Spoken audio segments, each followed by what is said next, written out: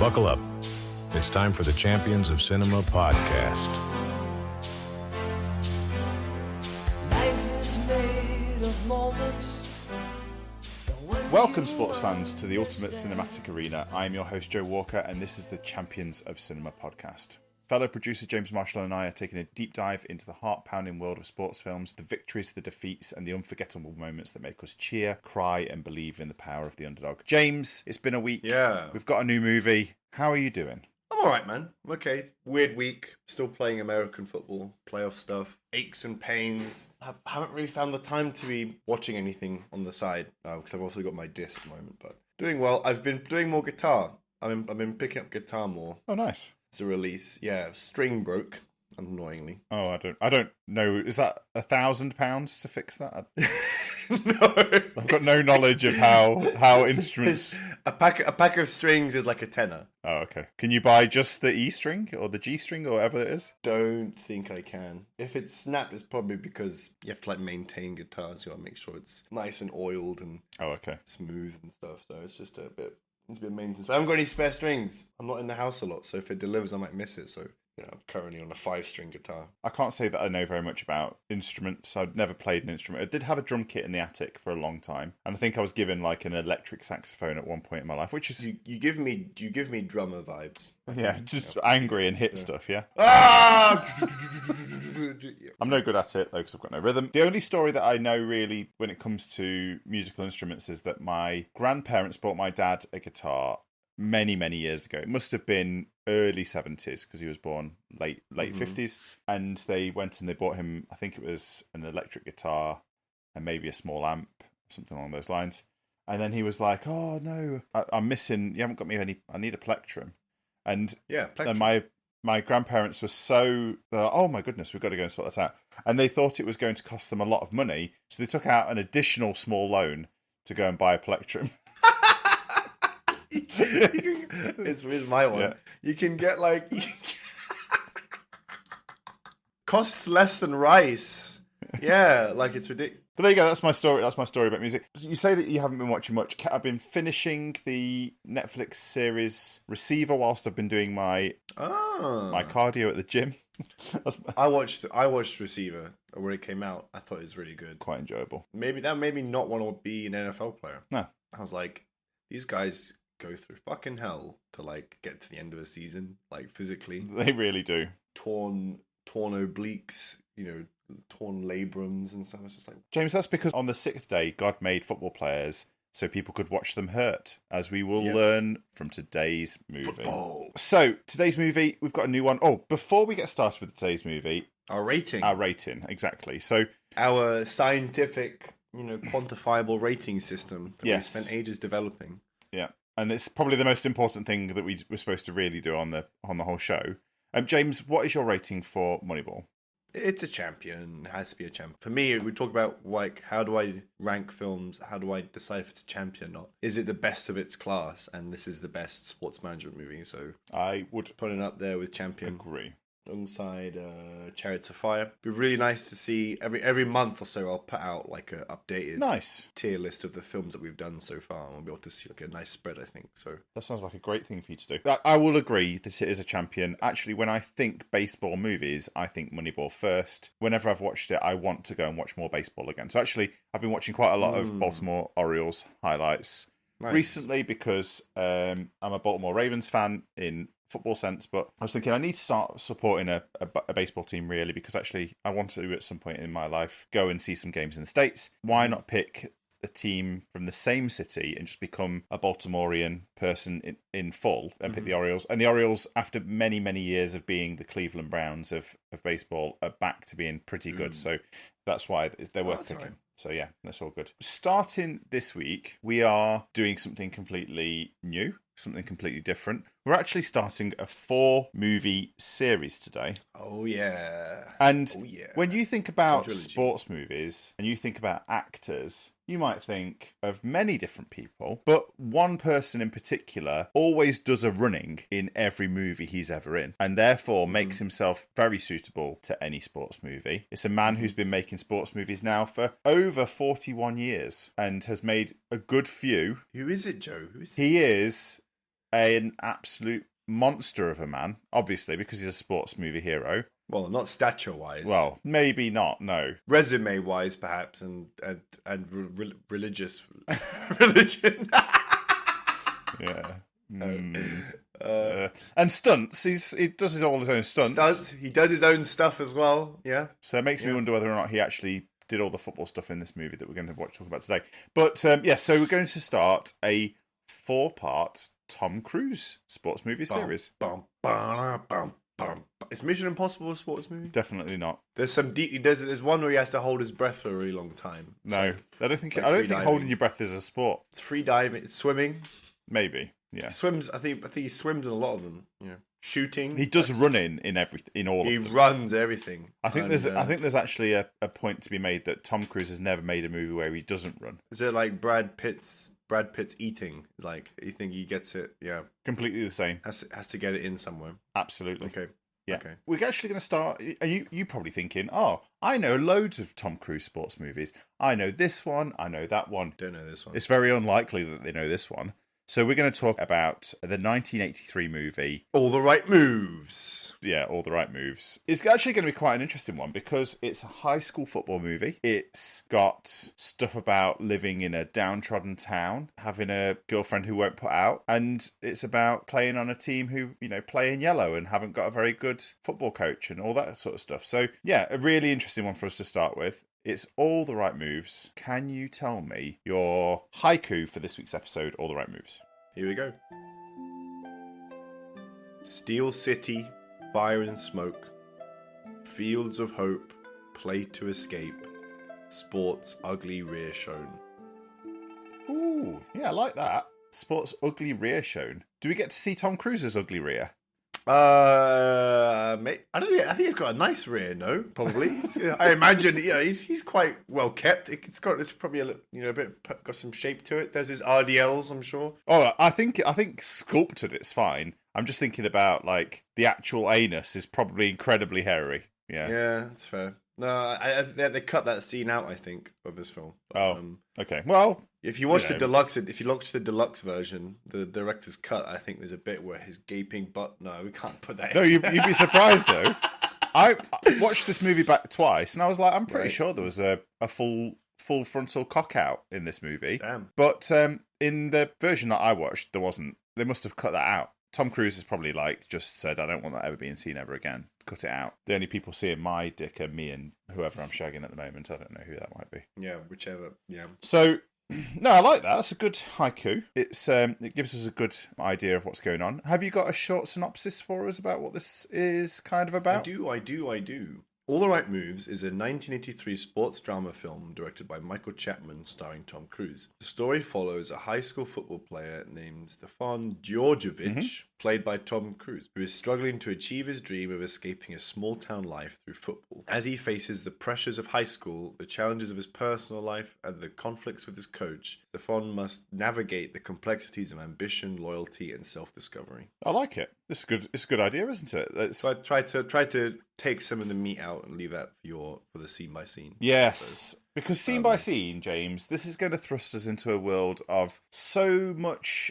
dirty cold and Pennsylvania misty depression. This film made me so fucking angry, Joe.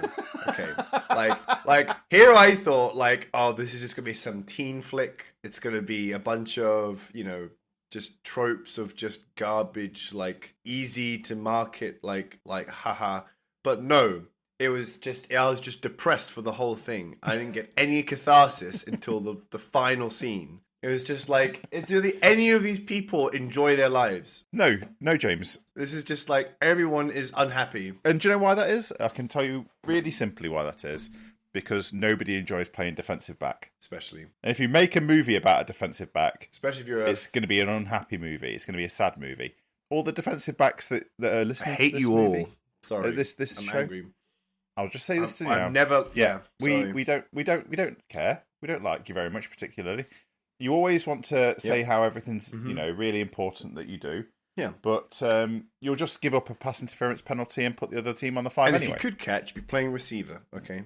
So that's all you are. You're just rejects from the wide receiver rooms, okay? So Sorry, I'm sorry, Joe. This has just been this whole film just like makes me angry. It's like, but yeah, like I was saying, this film, I thought it was going to be a little teen flick, and then every so often you feel like you're watching Any Given Sunday, and that it's the most gritty sports film ever, and then all of a sudden it's just sloppy kisses and finger sex in a car, and then it's on the and then we're on the field again, and it's like it's football, and the coach is screaming at the players and stuff. These are only kids. These are 17-year-old kids, and it's like, I don't like this film has had a whole identity crisis for me. Like overall, I enjoyed it, but like I think it's super real. I was so tense through it. I think it's really real.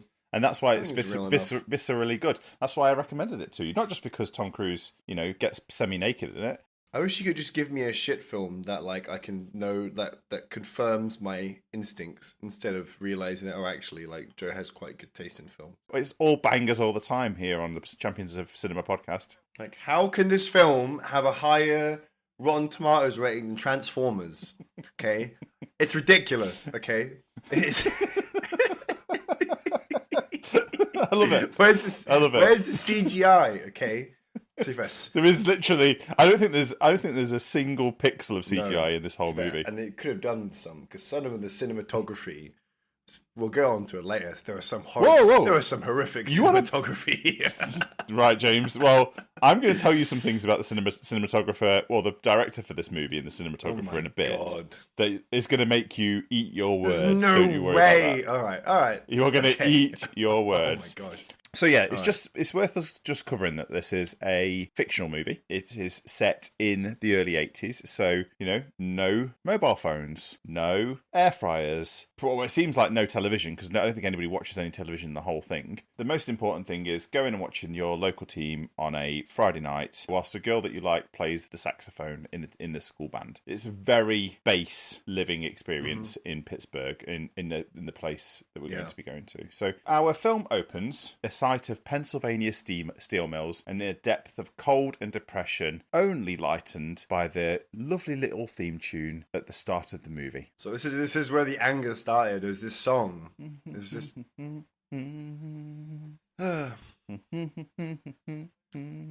so beautiful start. And we're in the town of Ampipe, which might seem like a really silly name for a place because it's named after the business that's based there, American Pipe. Okay. Whilst there isn't an American Ampipe in America, there's not a place called Ampipe.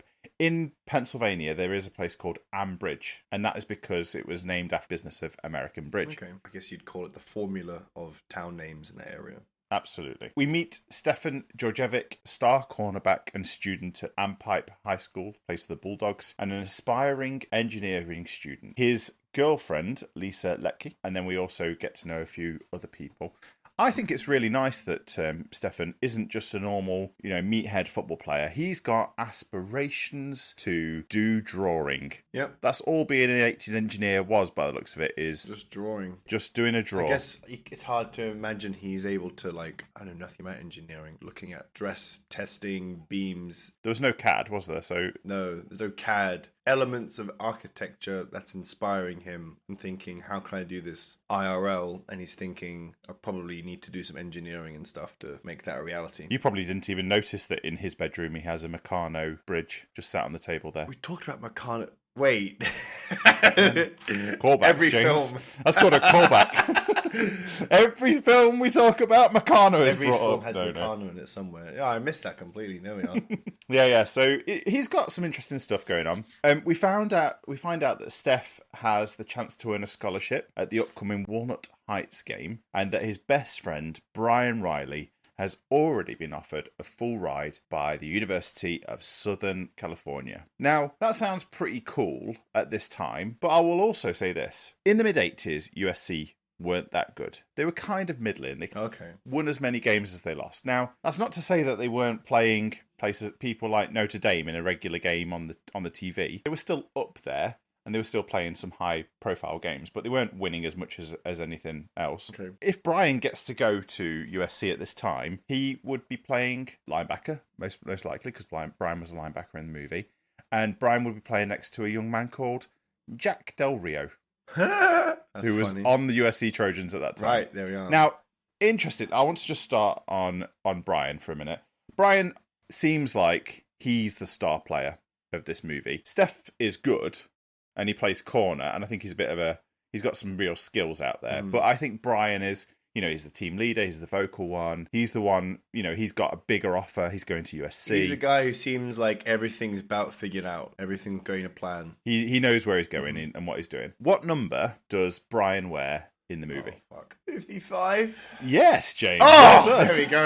Okay. Congratulations. Well done. Okay. Now, interestingly, 55 has some cultural significance at USC because the number 55 for many years has been worn by elite level linebackers. Just some names for you. Junior Seau, Keith Rivers, Willie McGinnis, and Chris Claiborne all played in 55 after the mid-80s. Now, all of those went to the NFL. Okay. And all of them were very good in the NFL. Okay.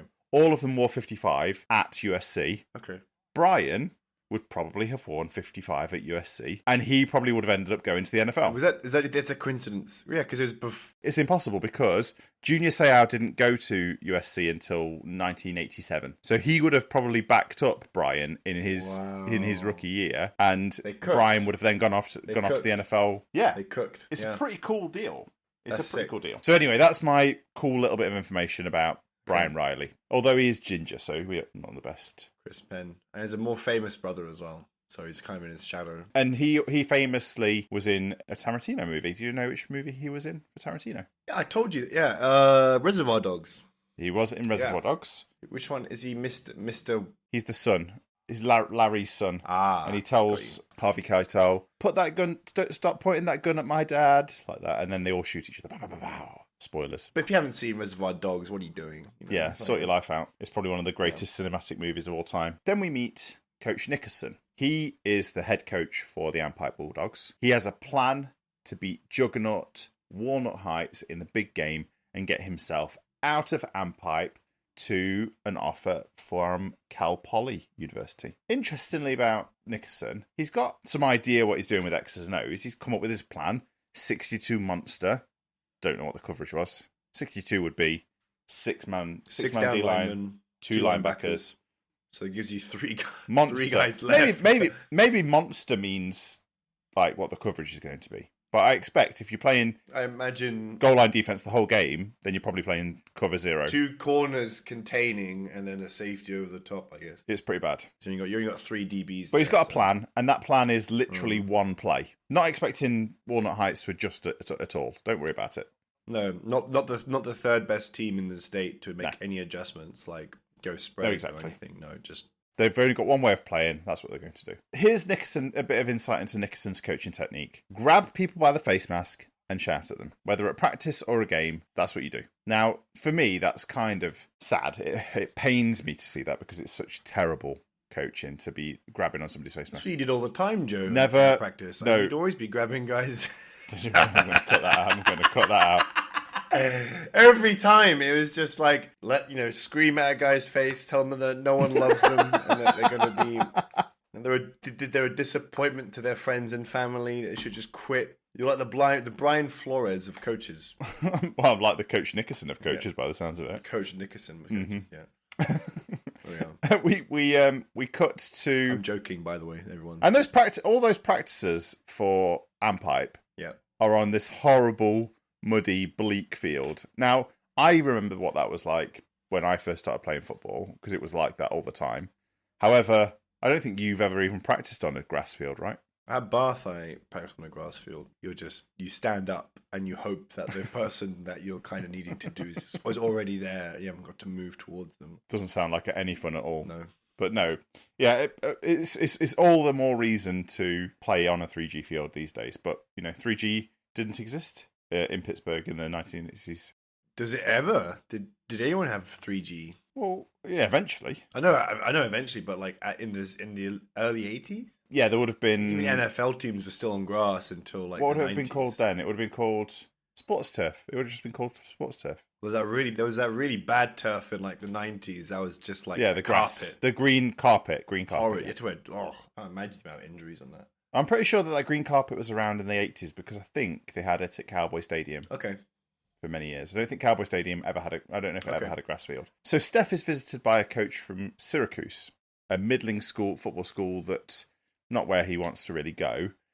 Coach Smith tells him that he will always have a place when he wants it. Like, made some notes later, and I was like, oh, why does Steph get so bothered about losing it later? And then I realised, oh, it's because of the blackballing that happens a little bit later in the movie. Kind of crazy, really. And then, James, we get car scene. That's all I've put in here. Car scene, ... And then I've put as my notes, Steph would get cancelled in 2024, never mind on the field issues. Yeah, it's kind of probably why... He's not very good at listening. To be honest, there's not much I can say. There's not much to say about this. I don't think it's worth defending him in this situation. I don't think there's any right way to talk about this. I think this scene is kind of probably why this doesn't get talked about that much, because it's a bit backwards. However, I think this scene will come back. We're going to come back to this scene towards the end of the movie about why this scene is so pivotal in the future of Stefan Djordjevic. Okay. It's incredibly important in his overall story. Interesting. Anyway, back to high school, and we start to prep for Walnut Heights. Nickerson does more against every rule book coaching, and he rips Steph a new one for poor coverage, foreshadowing an issue that's going to come up in the game. No. But Steph, he knows better. Nickerson gives his quitters and losers speech and sends the team for 5 laps of the field. Steph has to do 10. Nickerson complains about Djordjevic using him. Oh, he's using me. He's just using me, to his assistant coach. You messaged me a couple of times during the watching of this pre-making the episode, and you just don't very much like Nickerson. That just reminded me of my time at Loughborough, to be honest. Martin, if you're listening to this, I love you. You're a horrible head coach. No, I mean, I was just thinking, this guy is just, I hate this guy. You know, yeah, Coach Nickerson is he's pretty deplorable head coach. For a guy who's clearly ready to leave at as soon as possible, making out that he's all, got to think about the program, think about the team, blah, blah, blah. I just think it's a bit of a dick, to be honest. I felt, there were some bits where I'm thinking, oh, okay, no, like, there is some, like, management stuff there, like, but he kind of, all he is doing is really breaking guys down, to be honest. The important thing to always try and think about whenever you're watching these characters, try and see things from his perspective. His perspective is, he's got a wife and a daughter, and he's stuck in this dead-end town of Ampipe. He's coaching, but he's also, like, on the part-time, he's teaching typing at a high school. Oh, yeah. He hates it. He hates it there just as much as Steph hates it there, and he wants out. I think that in some ways he's willing to use his players however needed to get out of his current situation. Now, he has some love for them, but he is more obsessed, more desire in his bones to just get out of Ampipe at any means possible, because I think he's realised how much of a dead-end town it is and how he doesn't want to be there. But the way he talks to one of the players later on in the film, I just thought was absolutely horrible. And I was just like, some of his decisions, it was more his decision making, I'd say. Maybe not less so I understand his motivations, but some choices he makes, I just think were ultimately, like, these are kids. Yeah, yeah, And absolutely. but he talks to them like it's the end of the world. That this isn't just like a high school game. Can you see why coaches who maybe have only watched football movies coach in a manner that they see in football movies? They don't understand. They coach exactly how they've seen it in movies. And coaches will just use lines from movies that they've heard. They don't even know what that means. Whereas people that understand coaching see it as almost, you kind of need to do it like you're running a business in terms of like what being a manager is like. And it's about, you have to have a different strategy. With different players. Different players require different ways of talking to them to kind of get the most out of them. I remember our time at Loughborough, I think I was someone that you could shout at and make an example of at times, because you knew I could take it, and that I was still a good player, and what you said wouldn't affect kind of like how much I was on the field and my performance and stuff. But whereas other guys, I think if they were shouted at by you or someone else, it might affect them more.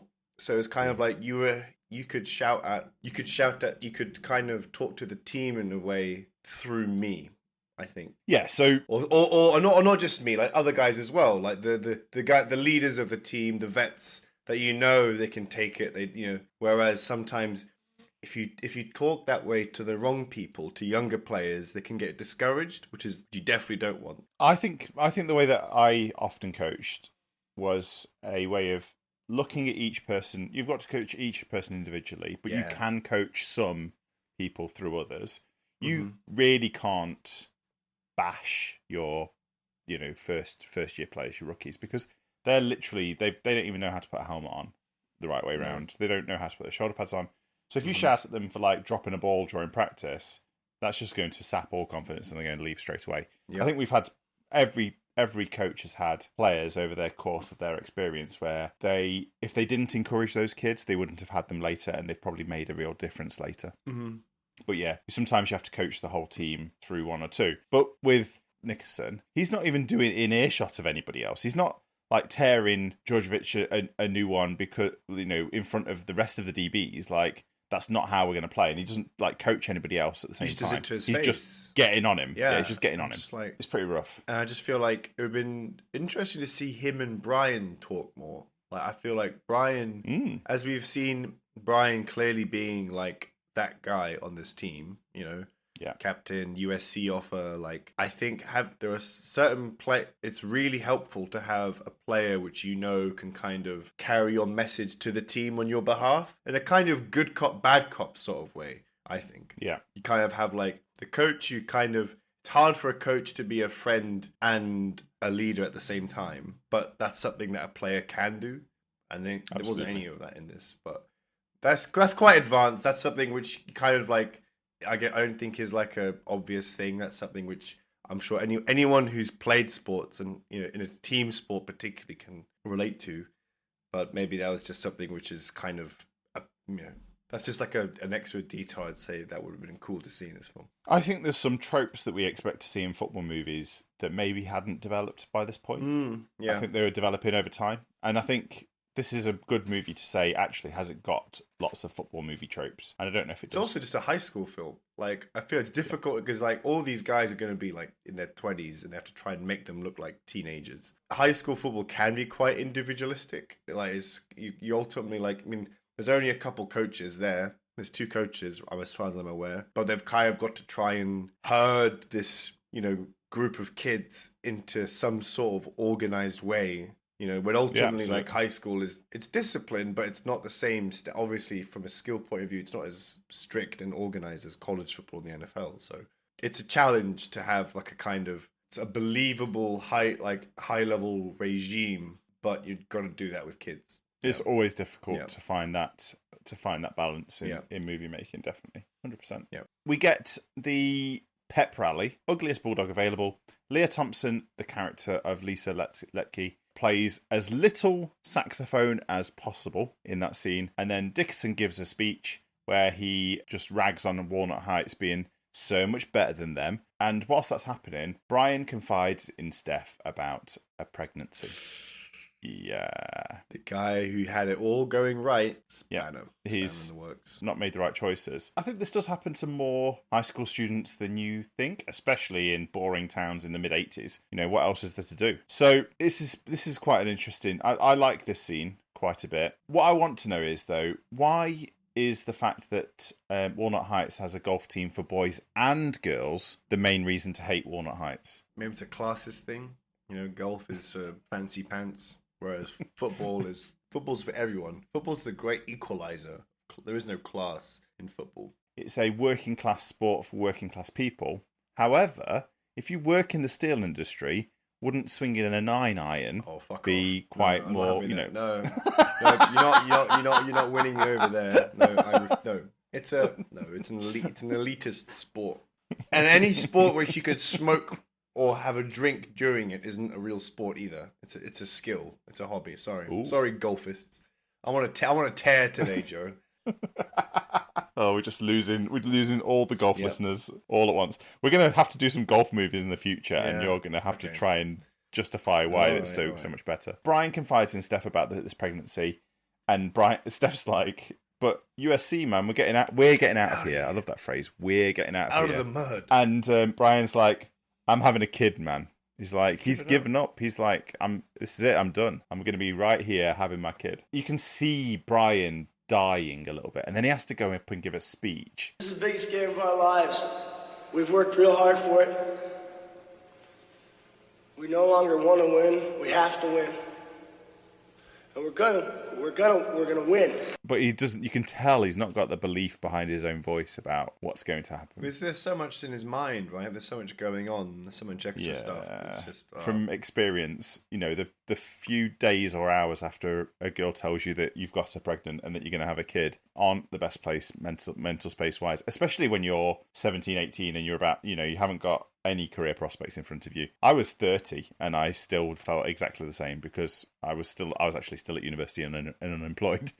But it scared the hell out of me too. I can completely understand where Brian's coming from here. Then we get, I love this part, the bus ride. Love the bus ride. It's so good, right? And they've even got they've got team colour buses.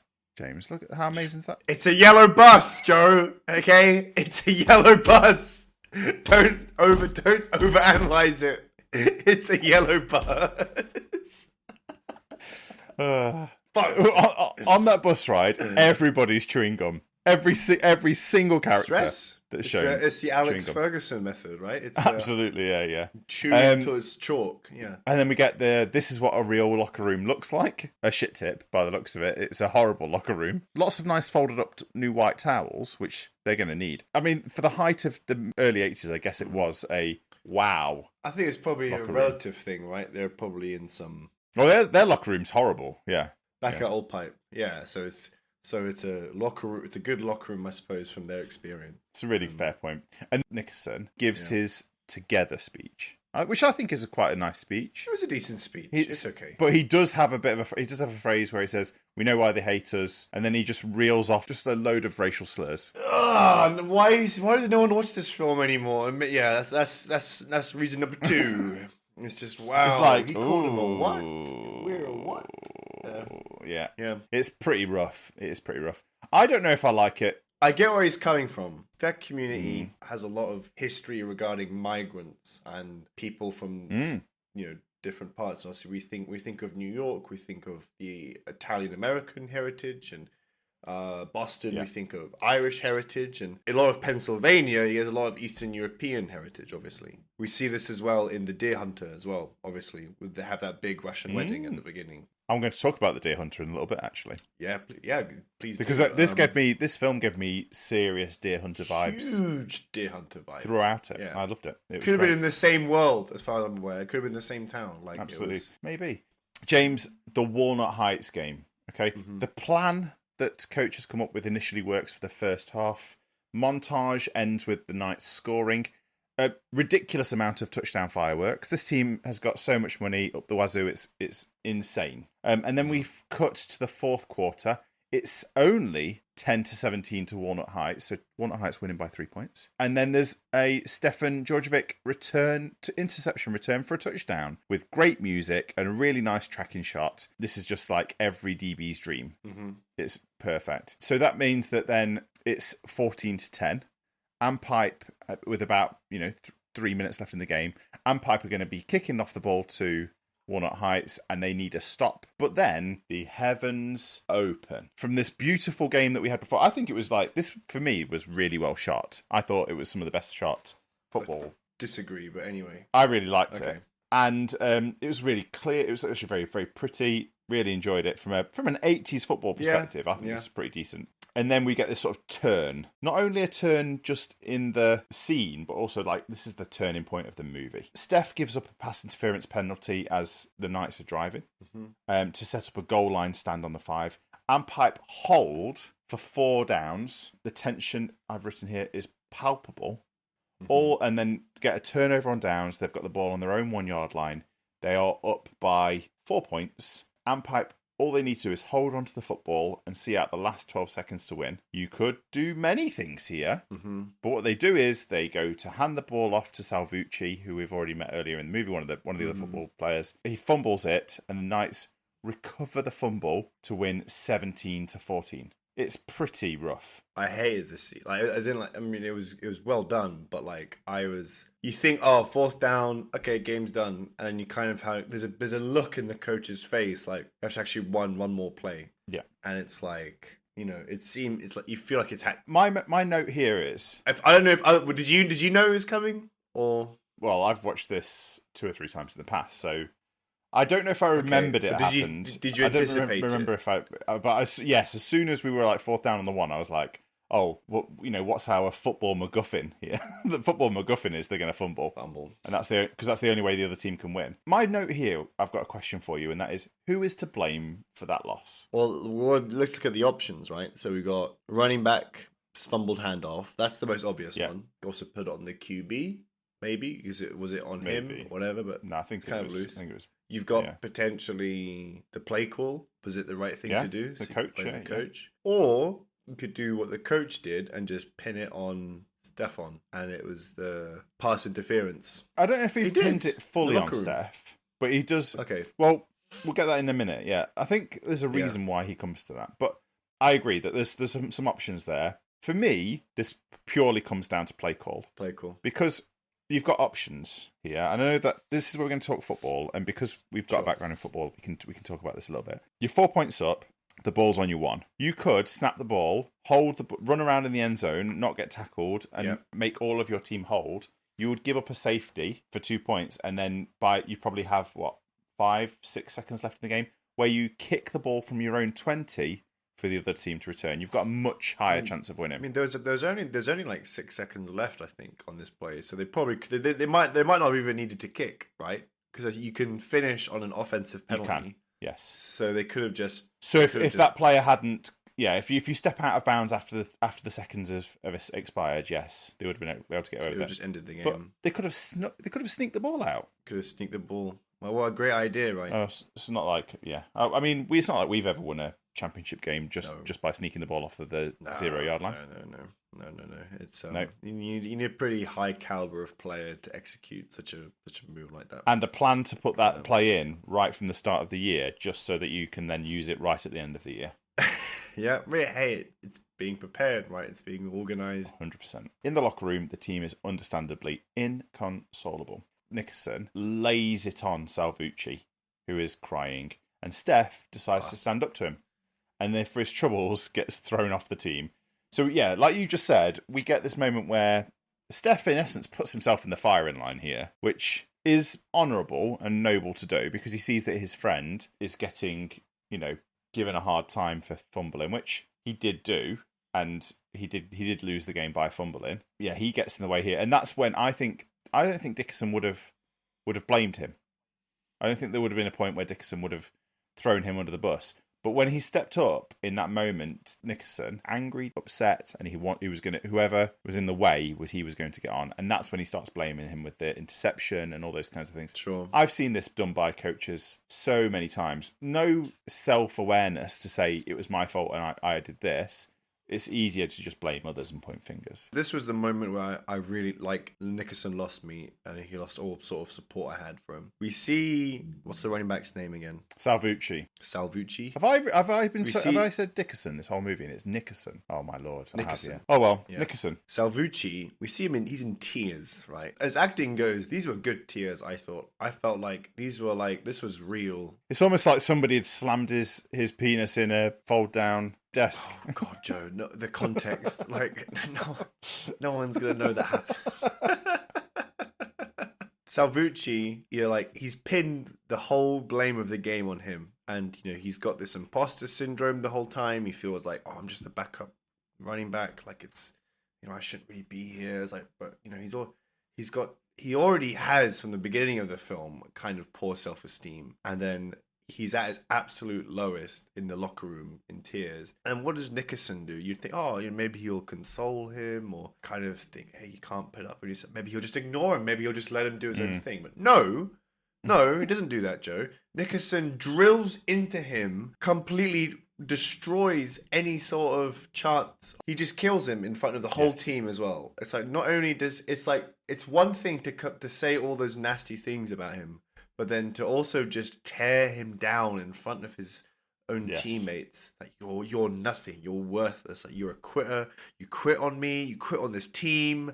It's like you have to be a pretty small man to talk to a child like that.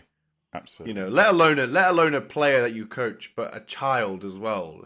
It's like it's almost irredeemable. This is the kind of stuff which he could be in his 40s in his midlife, and he's got to, you know, he has some sort of trauma, and when he's seeing his psychiatrist in therapy, they'll be talking about that moment. Oh, we see what happens to Salvucci later on in the movie, and that's all because of this. Yeah, you can completely crash out because of just, you know, as children, we're so malleable and we're so like. We're soft and we can be completely molded by our environment and how we're treated. This coach isn't cut out for high school football. I think you need to kind of have a paternal sort of touch to things to be like a likable high school coach and to have a positive impact. I want you to make that note about what you've just said, talking about what a good high school football coach looks like when we go and cover a lot of high school football coaches in the future and see whether or not we're seeing more Nickersons or more nice guys like Denzel Washington plays in Remember the Titans. I think it's a real. You don't really get a mid down the line. You've got one or the other. You either got. You got to be one or the other, and it's tough because it's kind of like some people might think you're soft, you don't care about winning, but at the same time, it's like high school football is all about developing these young men. It should be. It should be. It's not and it's great because it's not just about. Because here's the question: if Nickerson hadn't got the opportunity to go on somewhere else or wasn't feeling the pressure to go on somewhere else, would he still coach the same way? Would he still be feeling the same pressure and therefore then have the same reaction to the loss? I think he would be upset about the loss because he would have had the opportunity to win against Walnut Heights, which he wanted to do. He might be a bit better, but then like that kind of changes the character completely. Absolutely. Because we know from the very beginning the character's all about he's motivated, trying to go up, go up. And that's like the whole theme in this film is about moving on. Get up and out, 100%. High school football is so much about being good at football. It's about discipline. It's about developing camaraderie. It should set you up for late. It should give you. I know for me, like being part of organized sports has been helpful for me in terms of my development as a person, as a man. Mm-hmm. This because he's so driven by like I need to win this game, so I get a job offer to go to California. He loses sight of that. He's like he's so angry that he loses, and his catharsis is just to drill into this kid. I just like, I really didn't like that. He definitely doesn't strike me as the family man that we see at his home later on in this same night. It's such a different person. I in some ways, if I look through really wonky lenses, I can see why he's reacting in this way. However, it's not justifiable in any way, shape or means. No. Then we get what a point of the movie that I'm calling the downward spiral. Steph leaves the game dejected, has to get in the back of somebody else's truck because he's not allowed on the team bus to go home. He drinks beer on his way home in the back of the truck. The town is dejected. His dad punches a guy in the bar. Steph joins Bosco and pals in the car, unwittingly, not knowing that they're on the way to trash Nickerson's home. Drunk, he joins in before he realises that this is wrong. Everyone scarpers, and Steph is discovered by Nickerson. The next day, he turns up at practice and tries to get back on the team. Nickerson rebuffs him, and then we get this where he blackballs him. To me, I don't really understand fully what a blackball is, but in essence, I think from what I'm learning in this movie, whenever anybody says, "Oh, what do you think of this person?" you literally just say how terrible. You just tell them that they're terrible, regardless of if they're good or not. You just like don't trust that guy. Don't go anywhere near him. He's horrible. And that makes sense into what's happening. It's horrible. It's so shitty. It's like he doesn't benefit anything from that. That's purely revenge for a kid who stood up for his teammate. I've put here that he's such a terrible coach and such a terrible person that he cannot even accept Steph's apology when he goes to him. He's trying to give this whole like, look, I was there, yes, I didn't want to be involved, but I was. And then maybe if you put him on the team bus, he wouldn't have done that in the first place. Imagine the HR complaints like, why did my son go home on the back of a pickup truck with a beer? 100%. And it's kind of concerning from that perspective. Then he catches up with Lisa, and she's angry about how he treated her. When he's not allowed on the bus, she tries to come and speak to him, and he sort of shouts at her in front of everybody on the bus.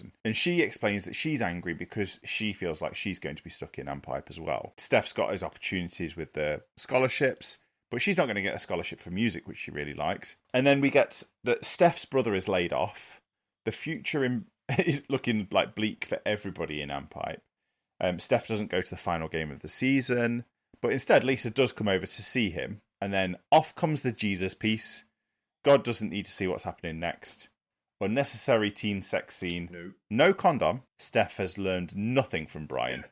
So I'm going to make this point right now, because I could have made it at any point. Shit. Steph and Brian are the ones getting out of here based on football. There's a couple of other players that we think will probably get out as well. I think there's one that gets offered. But those two boys, you can look at them and you can say, this is what's happening.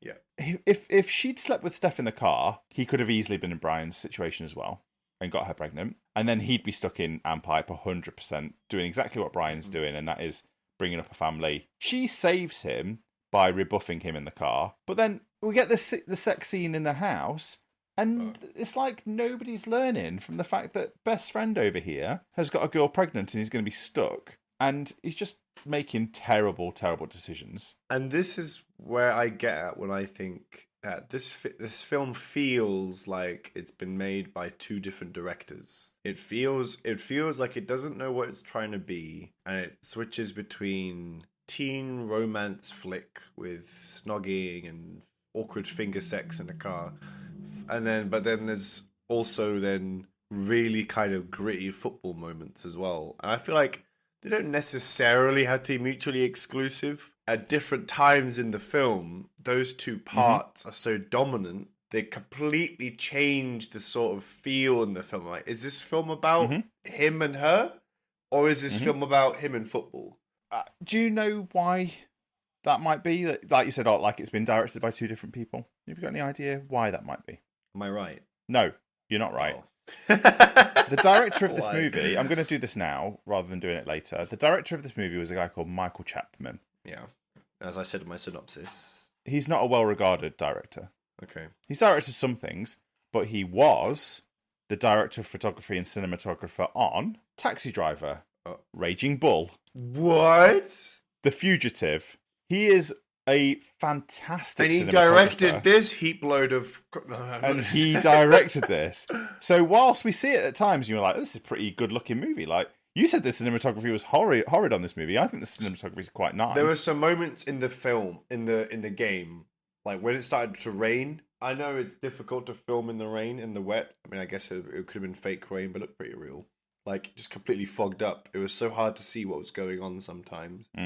A lot of, like, big zoom-ins, people running in front of the camera, like, blocking your vision. It's quite stylistically. It's quite a trope stylistically, I suppose, to kind of have that confusion. But it makes sense. Maybe his storytelling isn't as good as his shooting of the movie. And if you think about it, two of those movies where he was the cinematography, Martin Scorsese was the director. Doing the heavy lifting, yeah. You just listen to Marty. Marty goes, point the camera over here, Queen, Sunshine of Your Love on in the background. Nice, yeah. Boom, boom, boom. We've got it. I think maybe that's just a limitation to the director from the movie. Now, I haven't got a bad word to say, particularly about Michael Chapman. He passed away in 2020. He was a great cinematographer by the looks of it. He did some really big movies. So I'm going to allow this a little bit. Like, maybe he didn't want to. Maybe this was like one of his first stabs at directing. So we'll give him a bit of a freedom there. But here's a point that I want to make, right? So I think Steph was always going to get out of Ampipe. He's a driven individual who is spending their Friday nights drawing bits of engineering machinery. You're clearly motivated. He's clearly motivated to get to where he wants to go. He's skilled. He's got some ability. He would have always made it out. Now, yes, in the 80s, maybe he would have struggled to be able to get an opportunity to go to university, but he would have been able to make it work eventually at night school or something like that would have made it work. But, he's just risking all that by, having unprotected sex with his girlfriend. Yeah. So it's just silly, really. Yeah. Post-season, the players sort of get together. They ask Steph about his offers, and Steph is saying that he's being blackballed. Steph is then the best man for Brian's wedding. They're going on their honeymoon to Pittsburgh. Exotic. Wow. Yeah. Nickerson gets the Cal Poly job because the other candidate is no longer available, and Salvucci is arrested for armed robbery. This is pretty, it runs pretty quick here, and caught me off by surprise. It's wow, yeah. Desperation. So when this scene came up, I'm like, does this happen? Mm-hmm. Will a police just storm into a classroom and just pin a kid down, cuff him, and take him out? I thought it was just so rough. Steph visits Bosco, who was the guy who trashed Dickinson's house. asks for help and he gets beat up. Lisa goes to talk to Mrs. Nickerson, who listens and explains how she ended up married, her high school experience, the man that she loved, and it turns the tide for Steph after he calls Syracuse and realises that his only real offer to go anywhere is gone. One weird thing for me about this scene is you're that wife and a young girl turns up at your front door to ask to speak to you isn't usually going to work out very well. The first thing in my head is if I'm her, she's probably coming to be like, oh, can I have a chat with you? Yeah, your husband, the football coach, he's been fucking me for the last 6 months. I know. I mean, that wasn't my thought. That's just you and your sick, twisted mind. Oh, thanks for that. Appreciate it. Then we get a high school house party. Everyone looks to their futures, scholarships, where they're going, all these sorts of things. The baby. Later that evening, Steph bumps into Nickerson at a diner and apologises to his wife. Nickerson tries to reconcile with Steph. And Steph leaves angry and tells him that he isn't God and that, he doesn't understand why he wields so much power over his players. I really like in the high school house party the scene where Steph says, on the 6th day, God created football players and people paid to watch them hurt. I thought that was possibly one of the best lines in the movie. And it was so deep for me in that moment that his view of football is it's almost a bad sport. He doesn't. I almost think he sees it as a vehicle for himself. But he also says earlier in the movie, like, I want to play football to get a degree so that I can still earn money when I still want to walk when I'm old. He doesn't necessarily think he's actually quite mature for his age. He doesn't think the game is a particularly beautiful game. He's like, no, like I don't really want to go pro. I kind of want to walk. I want to be able to like move and have a healthy brain. He just understands the business side of even college football and that like it's a means of an education because he's clearly in a very poor background and he can't just afford just to pay for his own tuition and stuff. So he knows he's good. He's good at he's good at football. So he's just going to use it as a way to get his engineering degree, which is fair enough, and kind of puts him at odds with certain characters because I guess his sort of his drive is so out of the norm in his setting, in his community, that it makes him sort of he's kind of like the ugly duckling. He's kind of like he's not on the same spectrum and wavelength as the people in his community. I think that's a really good point. I think you're absolutely right. He is different to many of the people, and his dad can see that. His dad can see that. I want to talk about his dad a little bit in the future. Sure. Steph then gets some work with his brother, demolishing one of the foundries in the town, a long, hard shift. After, Nickerson offers him a full ride to his new school at Cal Poly, which just so happens to have an excellent engineering degree. Roll credits. Roll credits. There's some issues with this movie when it comes to the flow of the information that's happening. Yeah. How, as soon as the football game that he is over with, football's over for him. He never wears his Letterman shirt anymore. No. Weirdly, I think Steph kind of gets the dream that Brian wanted. Because Brian was going to go to Southern California. Yeah. And he ends up going to Southern California. And then, but because Lisa wouldn't put out in the car, she doesn't get pregnant and he doesn't have to go.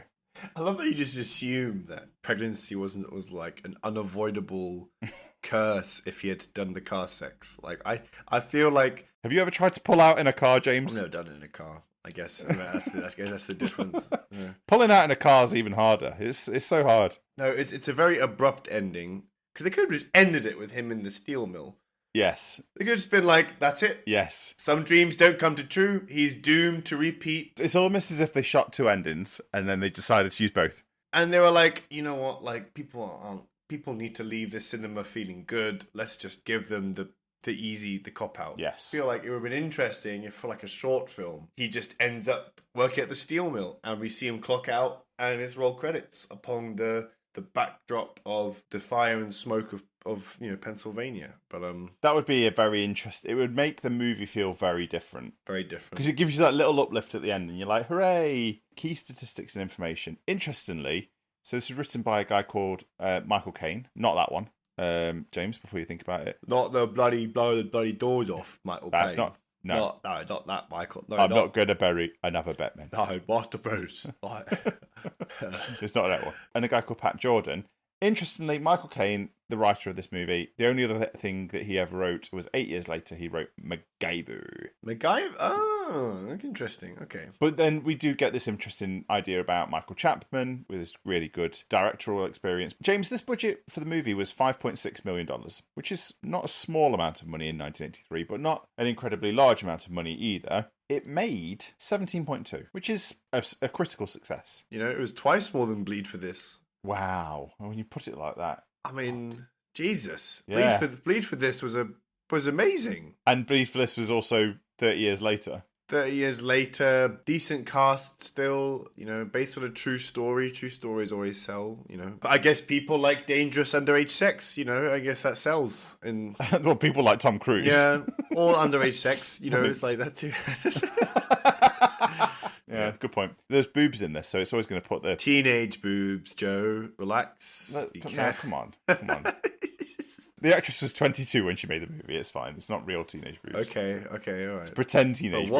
What are they portraying, Joe? You've seen To Catch a Predator, right? It's like that kid's that's not a real teenager either. But Chris Hansen still comes out through the.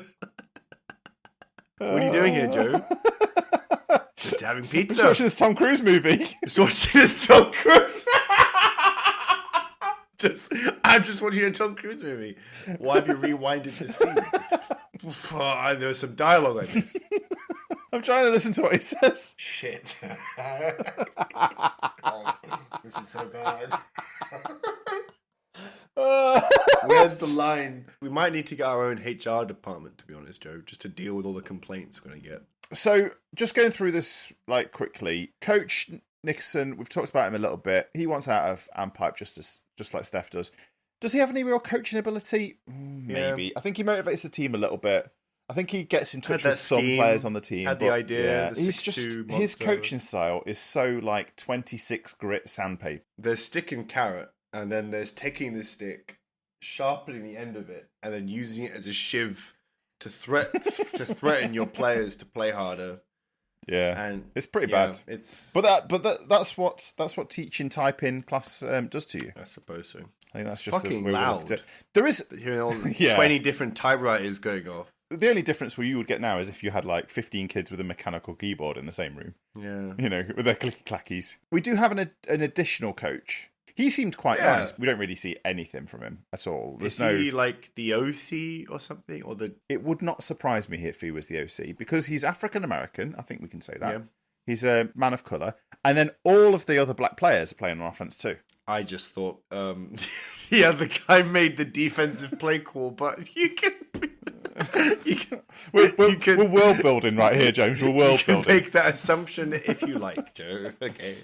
You know, they want to play for him. The coach-athlete relationships are almost non-existent in this movie. They are terrible most of the time. It's just shouting and it's pretty rough. And I think it just goes to show the pressure on a high school coach who wants to get out of wherever he is, or if he's feeling the pressure of the local community or whatever that might be. It makes me just think how horrible it must be to coach organised sports in America at times, and or how horrible it might be to coach any sort of sports at times. Because if people want out of where they are so badly, they will. Their reaction to anything that you do can be quite aggressive, I guess. And I guess, and for a lot of coaches, particularly young coaches, because this Coach Nickerson's quite young. It's 38, right? Which is you're fairly young, I suppose. So he's definitely not at his. He's trying to go up the ladder. Yes, and it's this position he's got is a stepping stone. To be a head coach at a high school is to be like a assistant coach, positional coach at like a college or something. So, which is exactly what he's trying to do. He's trying to get that jump. So, you can kind of see what there's a lot of stress for him. I think this is almost a tragedy if it doesn't have the upturn at the end. Each character is just driven by the desire to find a better life, right? Mm-hmm. Like they're all wanting to hold. They want to hold on to what they know in their families and stuff as kind of conflict. It's like, well, I know I've got this USC scholarship, but I've got this family kid here, and we see with Stefan is like he's got his girlfriend in Pittsburgh, but he kind of wants to grow up and move on. It's like there's a thing about kind of trying to break free, I suppose. Yes, that's the tragedy. That's the trope which we're seeing from everyone, And it's kind of why Pennsylvania and the Pittsburgh surrounding area is so perfect. Yes. As a setting for this film, because many young men, including Stefan's father and his brother, they followed the same path into the steel mills, working hard but can't go up and beyond. There's no upward mobility. They're stuck. They might get laid off any moment. They might. The town is characterized by a cycle of generational poverty, where most people seem resigned to a future of manual labor and limited aspirations. And Stefan is trying to use his athletic talent to get a scholarship, trying to break free from this cycle. He's trying to reset the generational clock. He's trying to make something for himself, But and it's the same with Brian. Brian's they're all trying to make something for themselves. Even the coach, even Nickerson is trying to go up and beyond that. But it's kind of what that does is that it ruins relationships. Mm-hmm. Everyone's kind of at odds. There's a lot of unhappiness in this. Oh, completely. It's meant to feel bleak. I think it is meant to feel bleak. It's a bleak film, but and I feel like this is why they're probably watching this and thinking, "Fuck, we've got to put a better ending in this," because maybe people are so unhappy. So let's just give the safe catharsis giving ending. That's fair. I think that's a fair point. So Tom Cruise getting his scholarship and stuff. But I feel like it would have been really interesting to have a full tragedy. Just a full tragedy. Just do it. I think there's a value to it. But that's the Booby Miles story in Friday Night Lights, isn't it? There's multiple of those stories around, but we never see it happening to what we think of as the main character, because it's hard for people to watch that. So how do you categorize tragedies? Is it a kind, or the struggle thing? Is it like a Sisyphus thing, like a down? Tragedy for me is about it's the downfall of a character from that where they are, or it's their inability to achieve something. Because at the start it seems like things are positive, right? Yeah. It's like we're seeing it's got lots of good things happening. Yeah. They're both getting looks from him and Brian are both getting looks from colleges. Even the coaches getting those offers as well. Coaches are getting interested. It's like, okay, all we're gonna do is just stay on this trajectory and we're all good. And then it's just everything. And the likelihood would have been, if Brian doesn't get his girlfriend pregnant, if they and they don't win the Ampipe game, they still all get the offers. Yeah, just play well. The coach would have probably got his job at Cal Poly. Steph would have got a decent offer, even if it was at Syracuse where he didn't want to go. And then Brian's off to USC. I think it all goes well. The downside is it's because, it's bad coaching and the reactions. And that's why, for my haiku, the first bit, Steel City, Fire and Smoke. That's just about Pittsburgh. Okay, this film brilliantly puts you into this world the same way that Deer Hunter does. So I'd say that's a pretty good comparison. If you're saying it shares something that the Deer Hunter does in terms of it immerses you into this world, you understand the kind of the lifestyle and the sort of what the norm is like, You can imagine a Pittsburgh town, yes, with a steel industry around it. A little bit of hills, cold, wet, misty. The steel mill, people live around the steel mills. There's no separate section where it's everywhere. Everyone, it's part of the town. It's and it's kind of Pittsburgh is. Yeah, it's almost the beating heart of the community, right? And then the end of the last part of my haiku, sport's ugly rear shown. This film sort of shows the ugly side of sport in terms of how it can corrupt people. People are so obsessed 100%. with achieving their goals, and they're so goal driven, and they're willing to do anything to get to that point. That brings me really nicely to the questions I want to ask then. Because I usually say at this point, James, do they win? And the answer is no. But what I want to ask is, instead of the other questions... Well, they kind of... I mean, what was the... Not in the game. They didn't win the game, but what was the ultimate goal? Well, getting out. But Nickerson got out. It's a sports movie, James. It's a sports movie. We have to check if they win the sport. All right. I think that's... I agree that the moral win happens, but not necessarily us. Sure. So the questions I want to ask you are this. Just play this game with me. What happens to Stefan Djordjevic after the movie? I'd like to think he gets his degree, maybe gets a couple snaps, does okay. Maybe Nickerson does well, stays on. 10 years later, he's a DC somewhere. Does Steph make it into his engineering career. Sure. I don't think that's out of the norm. I think asking, would he go pro if he wanted to go pro, that's a difficult question to ask. He's Tom Cruise is 5'6". Yeah, there's no way. There's no way. He's 5'6". That's not going to happen. So. 7, sorry. He's 5'7". Probably with he barely has the makings of a varsity athlete. He's good at running in all those movies, though, isn't he, James, and doing his own stunts? Yeah, I suppose so. I don't see why not. He's clearly interested in being an engineer, and if you can get the degree, then the world needs it. Everyone needs engineers and stuff. Slight issue here for Steph is that he's going to have to pivot from a world where there's no computers in 1983, and he's doing everything by hand on a drawer's easel. Wasn't even using isometric paper. He was just free drawing. Yeah. Like stuff, and then he's going to have to transform into a world of CAD within his career. Here's the question: once he finished his degree, would he go back? My next question is: does he ever return to Ampipe? There we are. Yeah, I think no.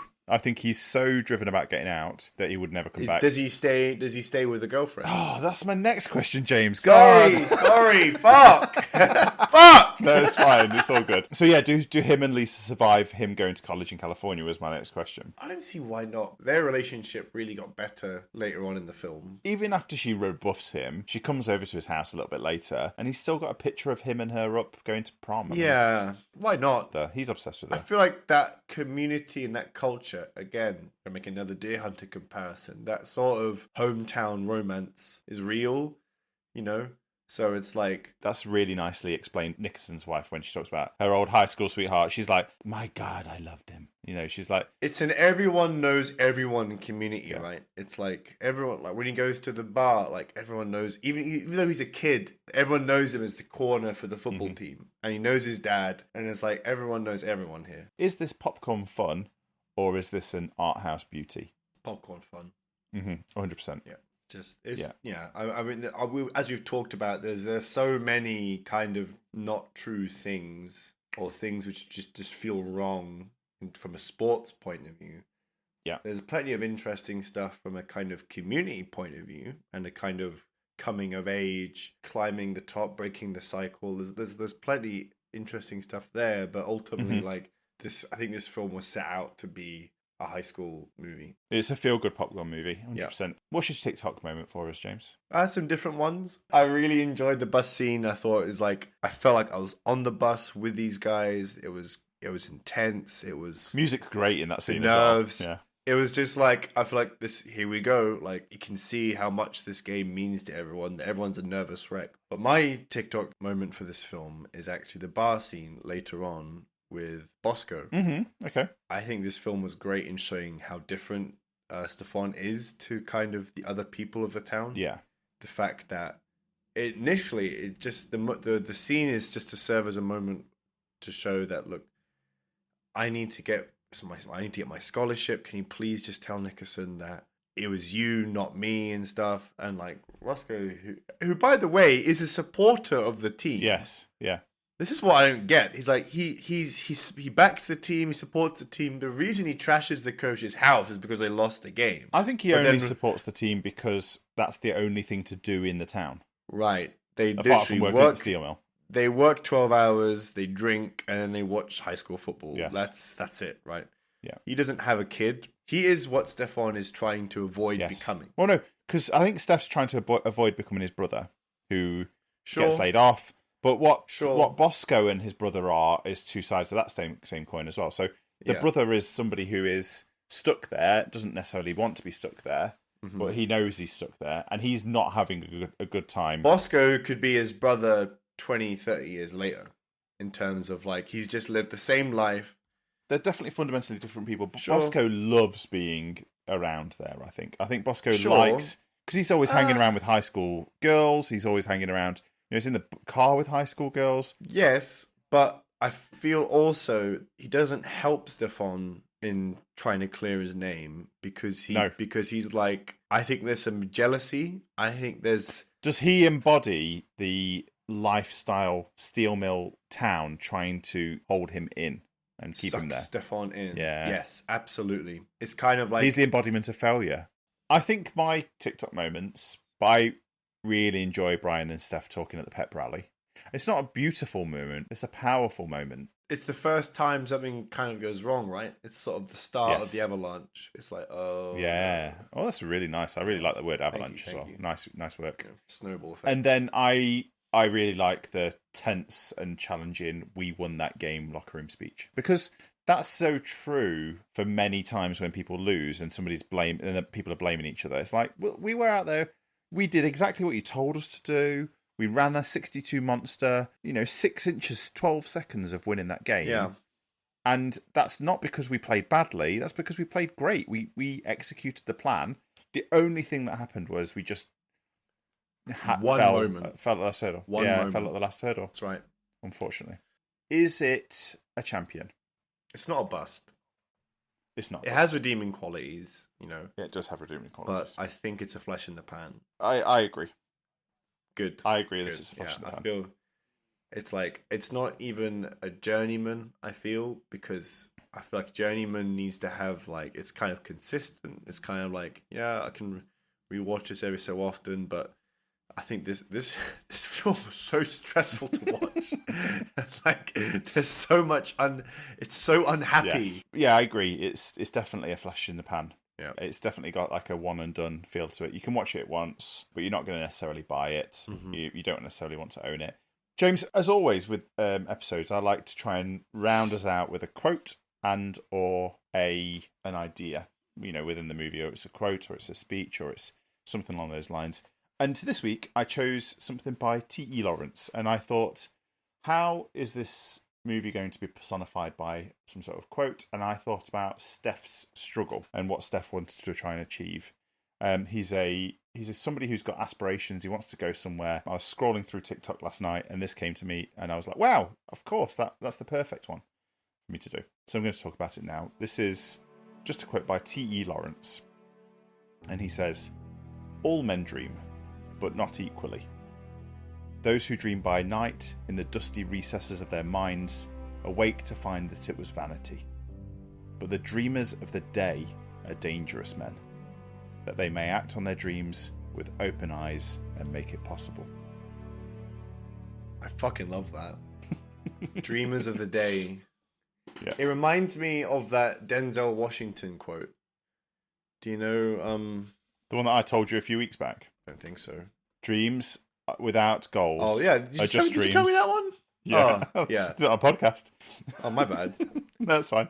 It's Good job, Joe. yeah, but it's so true. No, that's good. It's one that I really like. It's a fun one. James, we've come to the end of our first Part of one. 4 Tom Yes. Cruise movies. Yeah. I think this is just going to go up and up. Good. I mean, it's an okay benchmark as long as we're going up. The next one I like a lot. Nice. Next one's got a bit of a classic to it, and some people might say it's not a sport. You will definitely say it's not a sport because you can drink and you can smoke whilst you're doing it. You can smoke, then I've got some news for you. Yeah. But I think this next one is a really nice one. Tom Cruise stars with Paul Newman, The Colour of Money. You will absolutely enjoy that episode. Okay. And if you're listening to this, you will be able to hear that next week. All episodes come out on Tuesdays at midday. Please give us a like, give us a subscribe, follow the podcast on whatever your podcast app is, and you will get them to either automatically download, or you can also get them just to ping you whenever those new episodes come out. And we would love to take you along on the journey that we're going on. James, this one's been quick, but it's been a lot of fun. It's been enjoyable. I'm excited for the rest of this Tom Cruise Let's do it. Let's run series. it. Yeah. It's going to be a busy couple of weeks for us, and I'm now worried about having to go away and edit everything. But we've got some fun ones ahead. We do indeed. Yep. Absolutely. You can find us on all your social platforms, Instagram, TikTok, at Champions of Cinema. And please give us feedback. Write to us at championsofcinema@gmail.com. Let us know what you think. And you can also let us know what you think by leaving comments on your podcast app. Leave us a review. Leave us a comment. Thank you so much for listening. Thank you very much. James, thank you for producing this episode with me. That's right. Take care. Bye-bye. Bye-bye.